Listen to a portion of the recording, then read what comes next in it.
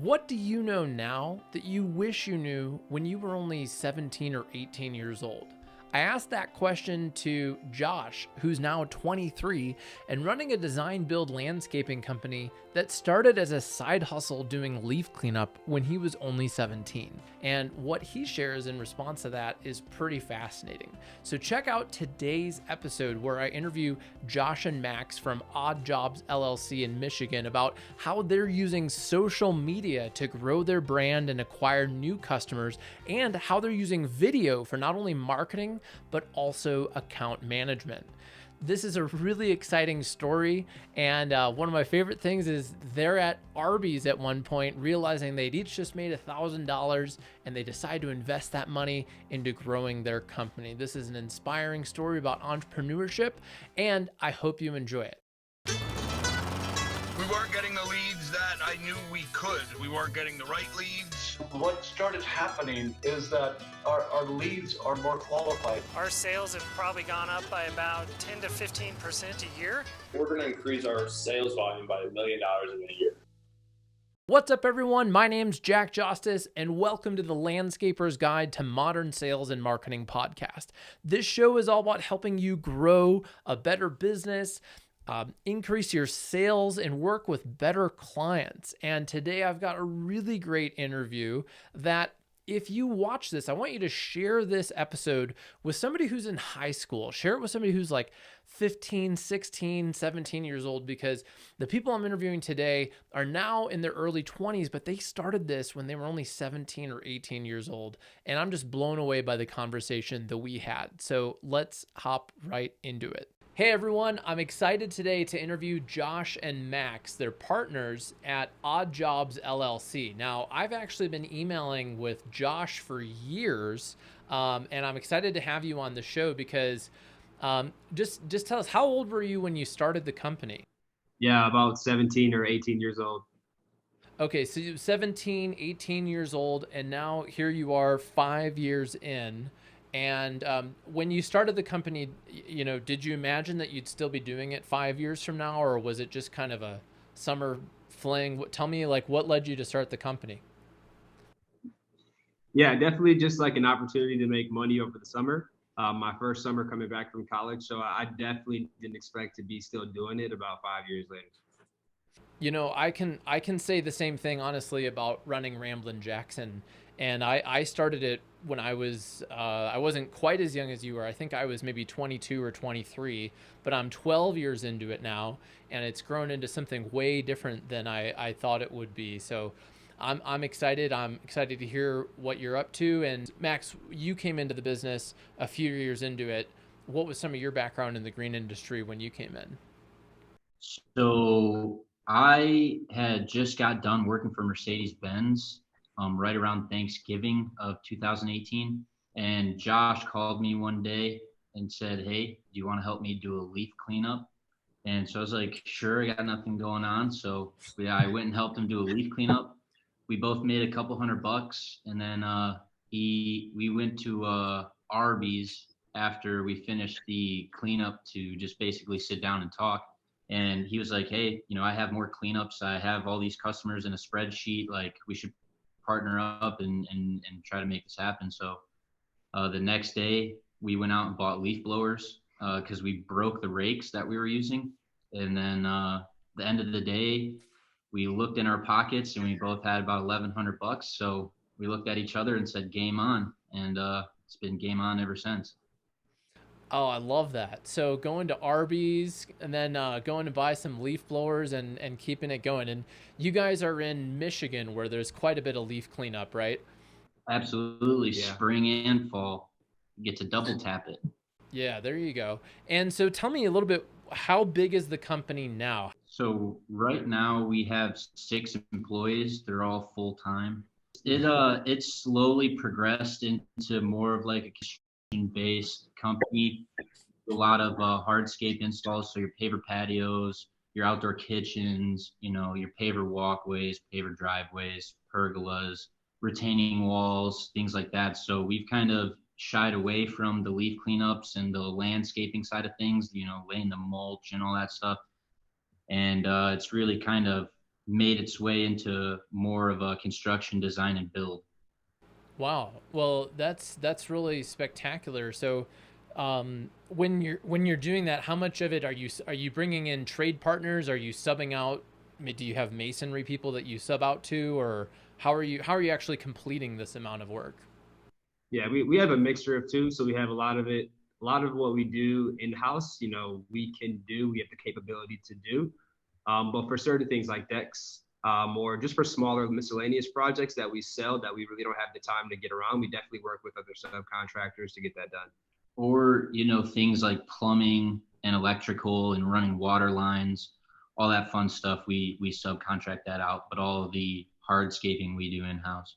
Wow. Well, that's awesome. So one of the questions that I've had, I've been following you for a while, and you guys have been, emailing with me and stuff.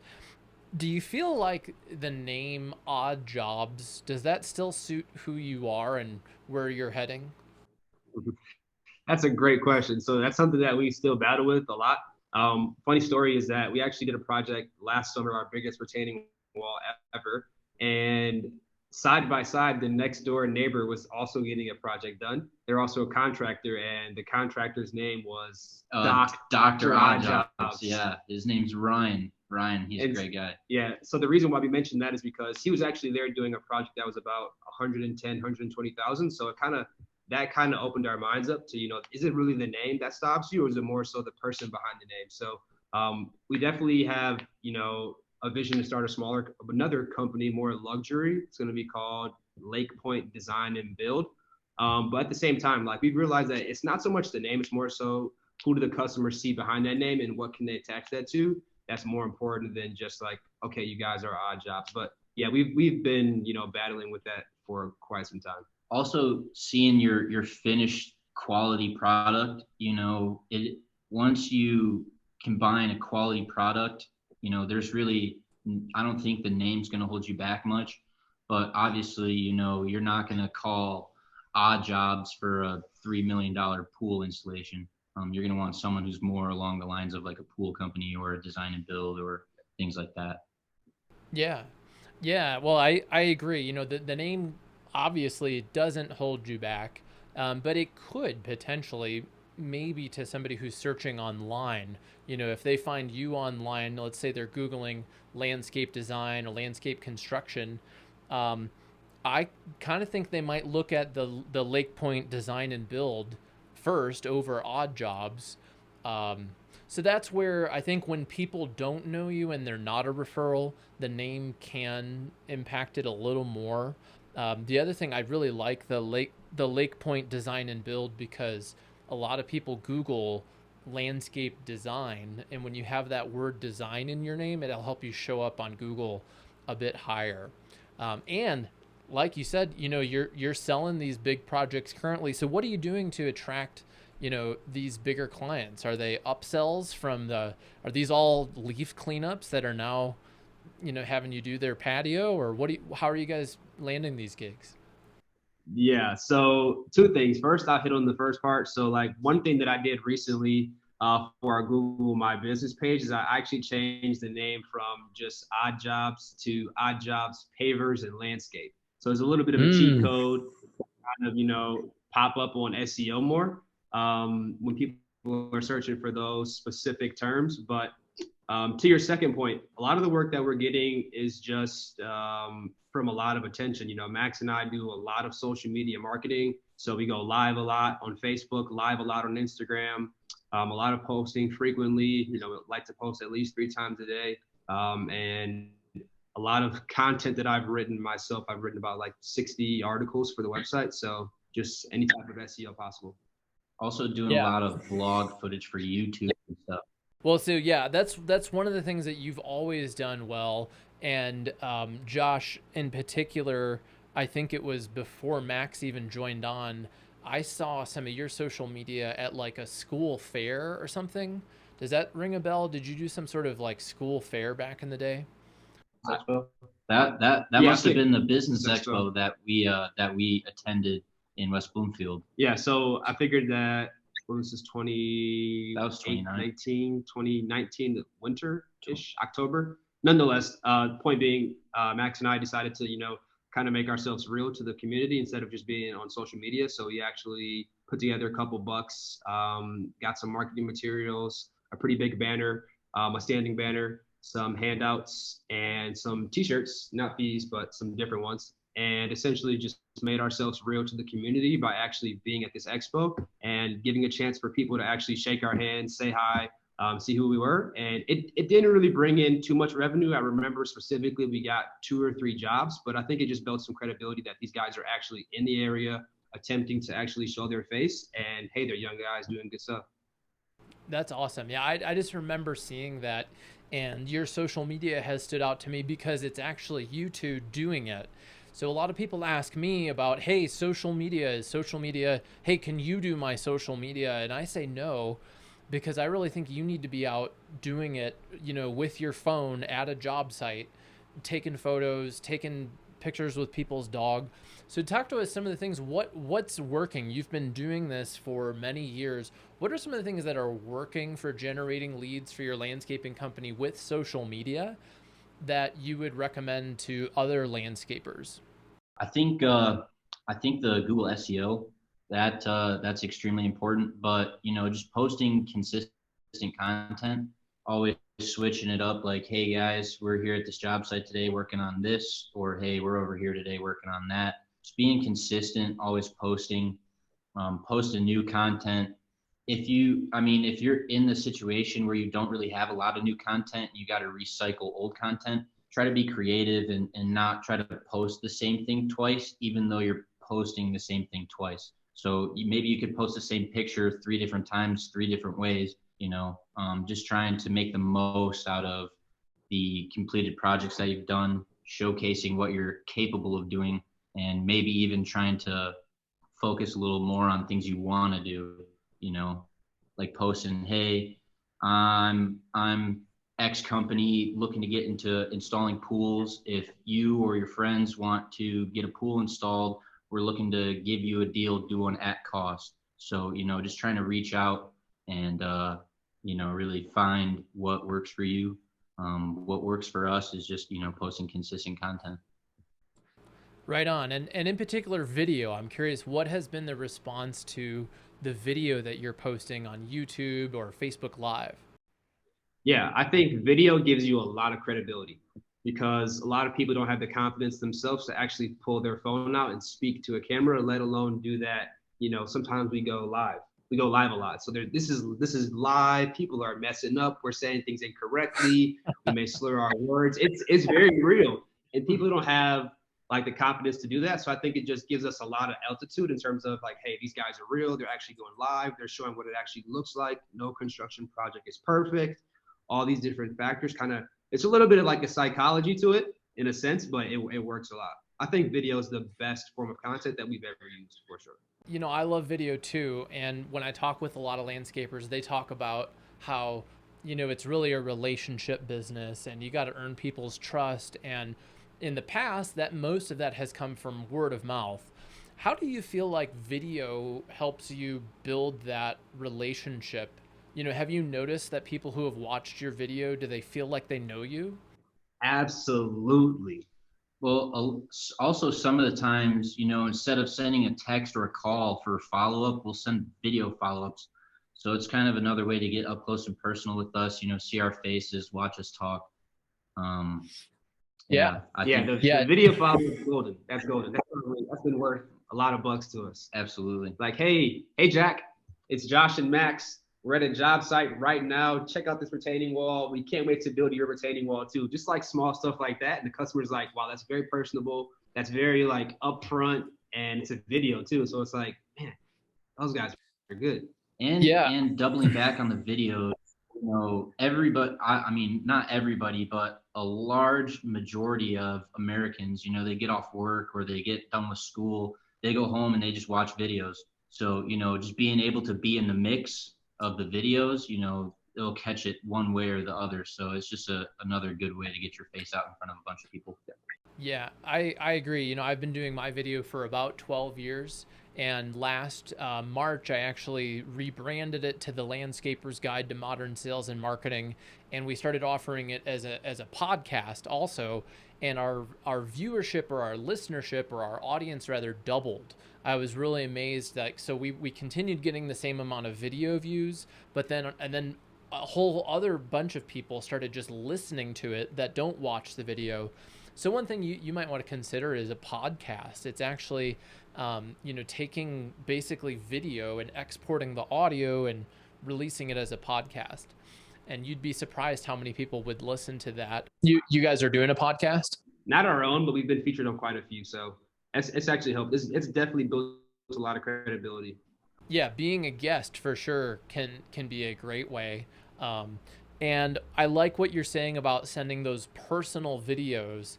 At Ramblin' Jackson, we actually send personal videos all the time to clients. We use tools like Soapbox and Vidyard, so we can send a video with a proposal. And this is something that you can do when you're sending a bigger project proposal to somebody. Send them a video like, hey Josh, here's the plan for your backyard. We're going to put a patio here. We're going to do a walkway here. We're going to have a retaining wall here.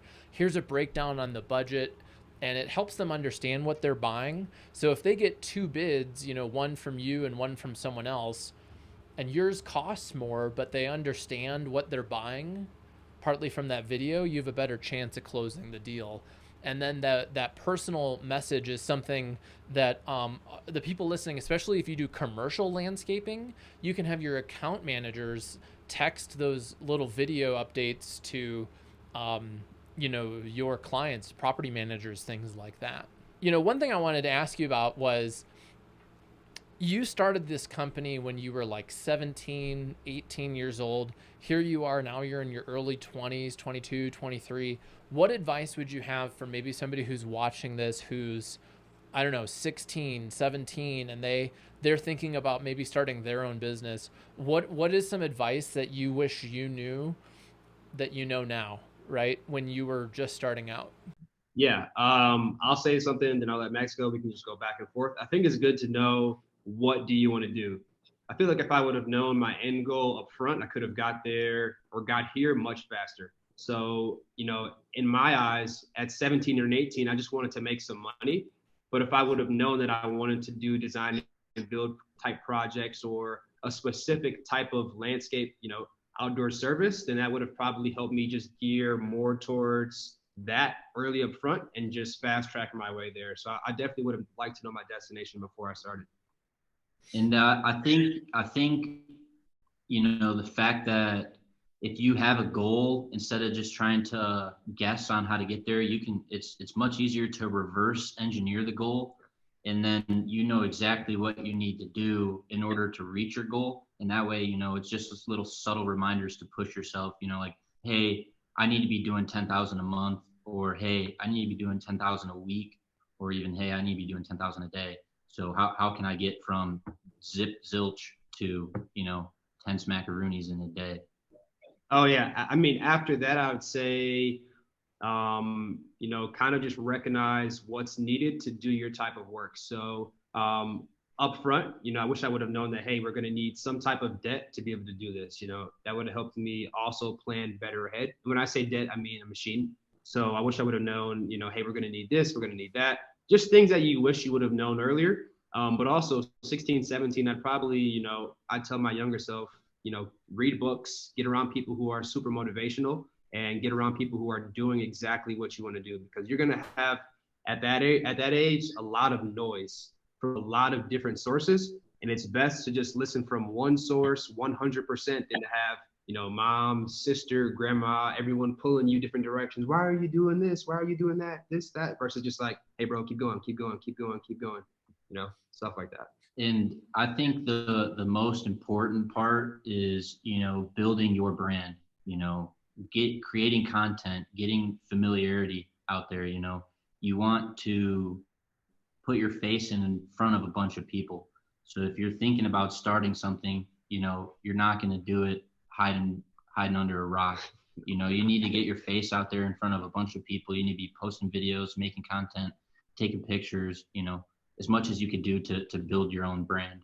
Yeah. Well, and you guys have certainly done a great job with that, and the content you're making now is way better, than it was before. And I think the thing with content is it's uncomfortable to get started, right? And you just have to start doing it. And there's a certain level of good enough that you need to reach with content, and then you do it, and then you keep raising the bar on good enough, and your content gets better, and the work that you're doing gets better. But you've got to just get started and start posting stuff, start making that first selfie video and post it. um knowing that the end destination is something that I think we'd all, looking back, wish we knew. I know that starting out for me, and especially in what I'm doing now, I didn't know. I knew that I enjoyed writing. I knew that I enjoyed internet marketing and helping small businesses. And for me, it was kind of a trial and error of working with certain kinds of businesses and realizing, hey, I really enjoyed those and they paid me well. And hey, I really didn't like working with these businesses, and they didn't pay me very well. So I think some of it is just getting out there and um, getting your feet wet and doing some work, and then hanging out at Arby's and realizing you have $1,000 in your pocket and that this is pretty good. So I love that. Tell me a little bit about what are some of the books that you're reading, or, Josh, you mentioned like reading certain things. What are you reading and listening to that's helped you in your business? Yeah. So, well, prior to really, partnered up with Max, I think a lot of the stuff that I was reading was just like a mindset type thing. So your Mm-hmm. Napoleon Hill, Think and Grow, the real basics, the cliche stuff. But more specifically, recently, Max and I have been reading a lot about specifically around Grant Cardone's information. So Grant Cardone, Brandon Dawson, really the 10X community. We've gone Mm-hmm. to we went to an event last month. So really diving in there and learning a lot about promotion, sales, and marketing. So, as Max and I being the people who are really in charge of the promotion, the sales, and the marketing, that's super important for us to actually understand. So recommendations, hard copies of books that you could read would be, 10X Rule. I'd probably start with Sell or Be Sold, and Profit first. Profit First. Yeah. That's one of my top three favorite books, is Profit First. And there's also, I haven't read, I think his name is maybe Sean Van Dyke. He wrote The Profit First Contractor. I haven't read that one, but it's a bit more construction focused. And, Grant's content's really good too. And, listening, right? So for me, like, audiobooks and podcasts are a great thing, especially with landscaping. If you're out driving to job sites, you can be listening to these books on the go and constantly learning while you're working. So I love it. And what questions do you have for me? I know we've been kind of emailing for years and we're hanging out on the show now. What questions do you have for me? Yeah. Why did you choose, landscaping as your sector that you were going to focus on? There's so many more lucrative, industries service wise. So why landscaping? So I'm writing a new book. It's called The Tree of Good Fortune. And in it, I have a chapter on picking your hell yes customer. And I had a coach once tell me to draw 3 circles on a piece of paper. And there's your passion, what you love doing. There's profit, you've got to make money. And then there's got to be demand for what you do. And I experimented with local SEO for a lot of different businesses. I've worked with, honestly, I've had over 800 customers, and I've always done a good job. I found though that I enjoy working with landscapers. I used to work at a plant nursery and garden center in Illinois, and I appreciate plant people. And construction is interesting. It's cool. I'm interested in it. I would say I'm passionate about it. And the other thing is there's the demand. So there's a lot of people searching on the internet for landscapers. So the trade that I have of, local SEO, digital marketing, sales, I can help landscapers because there's demand online.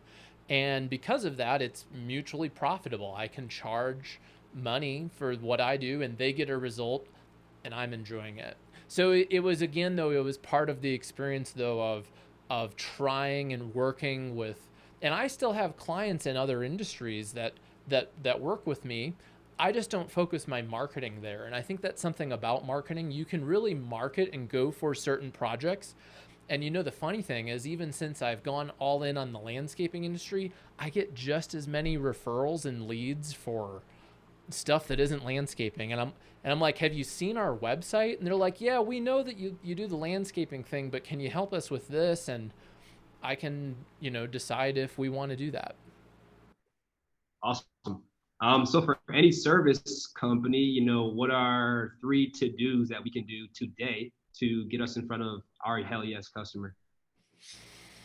Well, the first thing would be, clarifying who your hell yes customer is. And I would write down, number one, what is the number one service that you want more of, that you do really well, that you can profit and deliver high quality? And I'd get really clear on that and make sure that that's clear on your website. So if it's outdoor living spaces, if you're moving into this construction realm, you'd want to get clear on that. The second thing you could do is search engine optimization around that service.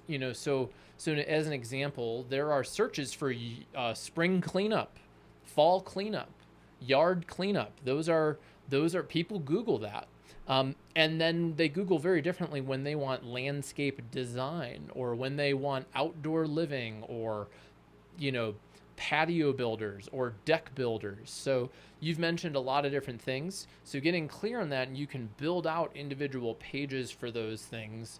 And then the third thing would be always be collecting reviews and testimonials. And since you guys are good at video, when you finish a project with somebody who's happy, say, hey, would you mind recording a little video for me about what you like about this? And that's where you get a video of a homeowner in front of their dream landscape, and they talk about how great it was. And you start putting those out there. Then people find you for your hell yes service, and you have reviews from other hell yes customers. They're like, yeah, that person hired them for what I want, and I think I'm going to trust them to do it for me. So those would be my 3 tips. Okay, cool. I appreciate that. Thanks a lot. I'm definitely going to do all 3 of those. I believe that you will. I want to see it when you do it. So one of the awesome things that you guys did today was your internet connection wasn't working at your office, and you hustled. Where are you right now? Local high school, actually. Yeah, we're at the high school that we went, not Josh, but that I graduated from. We snagged the conference room. Awesome. Well, that's so good job, like just running over there and getting that so we could do this interview. I appreciate it. Yeah, no problem, man. Absolutely. All right, Josh, Max, thanks so much for coming on the show. Where can we connect with you online? So you can find us on Instagram at oddjobs.mi. Yep. Or you could find our website at oddjobs.co. I think there may be a link after the video. And you can definitely find us on Facebook, Odd Jobs LLC. You'll see the same logo everywhere across the internet. So once you found this, you found us. Cool. Well, I'll link up to all that in the show notes. And it's been really fun interviewing you and learning about how much you've grown your business. It's definitely inspiring to me. And hopefully you all learned some cool things that you can use with your social media, video, and more. All right, everyone, thanks for tuning in to this episode of The Landscaper's Guide to Modern Sales and Marketing. Check out our show notes to connect with Josh and Max online, and post a comment below. What do you wish that you knew when you were starting your company? Post a comment, help the community grow. My name's Jack Jostes, and I look forward to seeing you in the next video.